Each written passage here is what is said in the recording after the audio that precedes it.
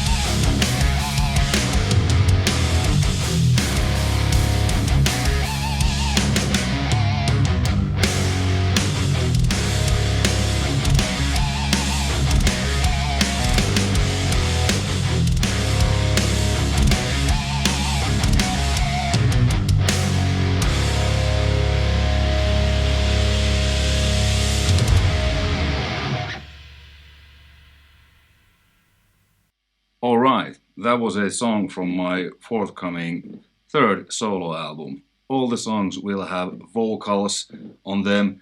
This one already has, but I don't want to reveal the vocal tracks to yet. The album will be released later this year or by latest early 24. Anyway, the bad boy is back. Thomas Blug and BluGuitar had that boy for several months. They opened it, investigated it, whatever, for the upcoming Amp X. Thomas was here yesterday with one of his main engineers, and we even further tweaked that. So it's 99% done at the moment, and it's closest to any amp I've ever tried to bad boy. Even closer than my other JCM800 203s. I've done videos of this, but just wanted to, do this because I'm so excited to get the bad boy back, because goosebumps. It's like coming home. And for the fact that I was pretty blown away about the Amp X. I I really couldn't tell the difference. Thomas wanted to get that 1% right so that all the controls work the same way. Now it sounds the same, but they're still doing some minor things because, you know, if something worth doing, it's worth overdoing. So really excited to have that. And we also, we will do, or I will do here, impulse responses of my cabinets, and those will be like the DIN IRs in the forthcoming Amp X. It's really good. This is a quick one. I'm just gonna compare these other 800s, which are great. Used these on many albums, including my forthcoming solo album.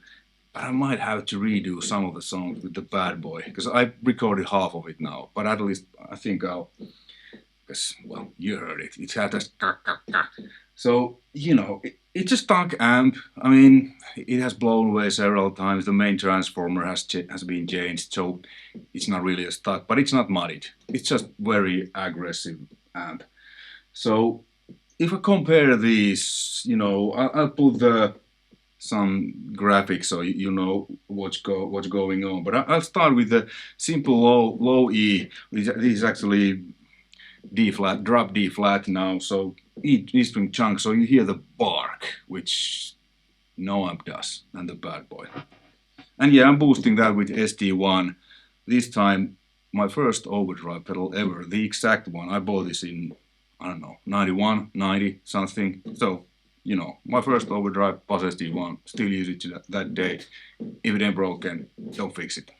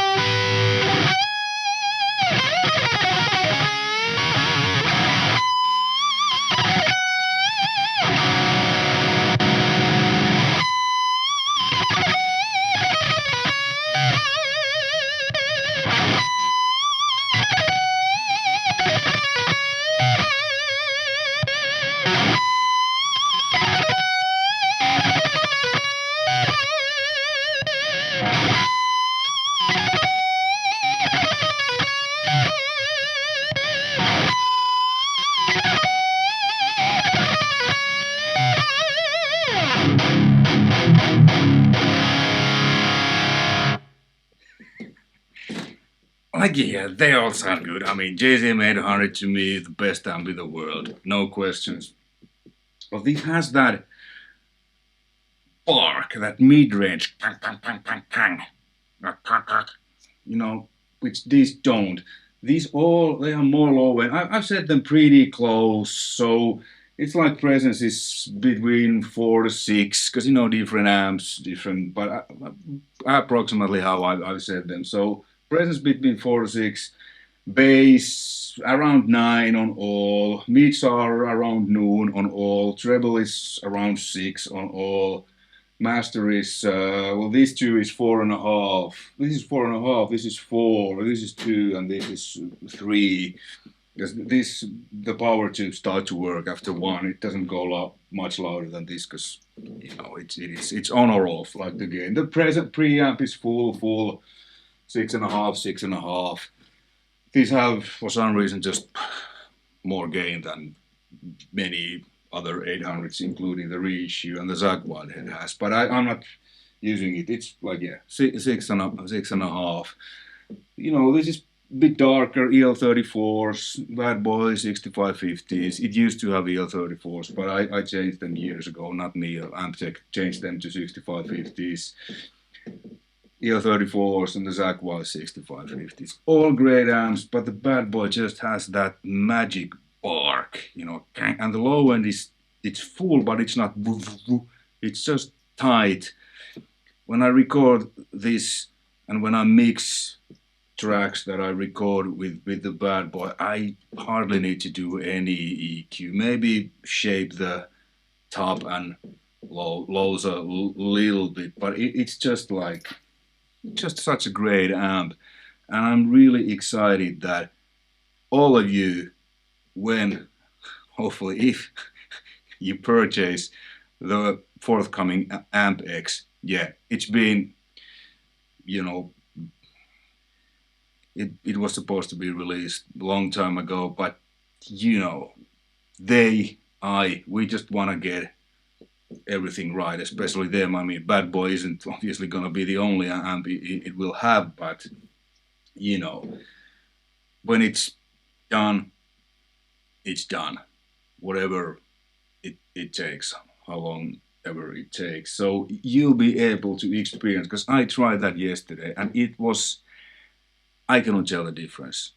Thomas compared and he said that at 1% something. I was like, well, I mean, if you say so, I'm perfectly fine. This Amp X Bad Boy is like a Bad Boy. Because, you know, it's analog amp, the Amp X.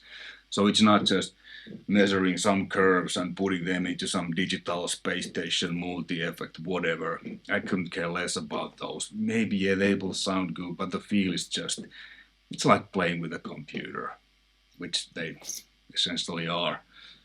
But Amp X, real analog amp, nanotube technology, man, it was amazing. And then you will get IRs. I've never done IRs here, or not at least publicly available. So it will have my IR from my vintage cabinet with the micings I'm using. So on this song, I used the left guitar. That also was the lead guitar when I filmed myself. That was with 2 SM57s in the Fredman style, and the right guitar I doubled afterwards. That was a single SM57 and a SC Electronics VR1 ribbon mic. So you will have those, and also IRs from my green back cabinet. So it will be a complete Euge Valovirta package.